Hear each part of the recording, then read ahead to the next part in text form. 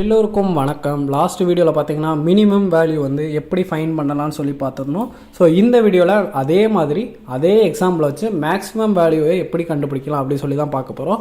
So மின் அப்படிங்கிற கீவேர்டுக்கு பதிலாக மேக்ஸ்ன்னு போட்டிங்கன்னா அதுதான் மேக்ஸோட ஃபைண்ட் பண்ணுற மேத் ஃபங்க்ஷன். இப்போ பாருங்கள், எனக்கு கரெக்டாக அந்த 12 அப்படிங்கிறது ஃபெச் ஆகிட்டு வந்திருக்கு. ஓகேங்களா? ஸோ செகண்ட் எக்ஸாம்பிளும் பார்க்கலாம். மின்னுங்கிறத ஜஸ்ட் மேக்ஸ்ன்னு சொல்லி மாற்றிக்கிறேன். ஸோ இதில் மேக்ஸிமம் வேல்யூ எதுன்னு சொல்லி கண்டுபிடிங்க பார்க்கலாம். ஸோ மைனஸில் 12, 5, 1, 2 இருக்குது.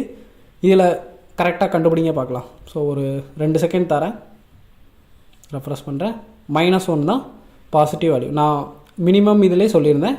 ஸோ இந்த சைடு வரும்போது நமக்கு பாசிட்டிவாக தான் வரும். ஸோ லாஸ்ட் இருக்கிறது வந்து 0க்கு முன்னாடி வந்து -1 தான் இருக்குது. ஸோ அதுதான் வந்து ஒரு மேக்ஸிமம் நம்பர். ஓகேங்களா?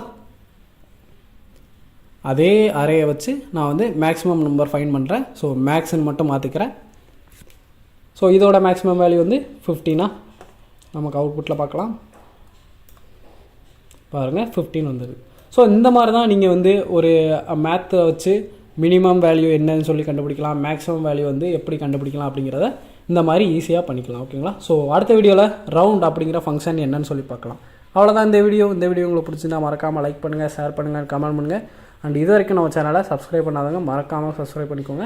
அண்ட் கீழே டெஸ்கிரிப்ஷனில் வாட்ஸ்அப் குரூப் அப்புறம் டெலகிராம் குரூப் லிங்க் எல்லாம் இருக்குது. ஸோ வேணுங்கிறவங்க தாராளமாக வந்து ஜாயின் பண்ணிக்கோங்க.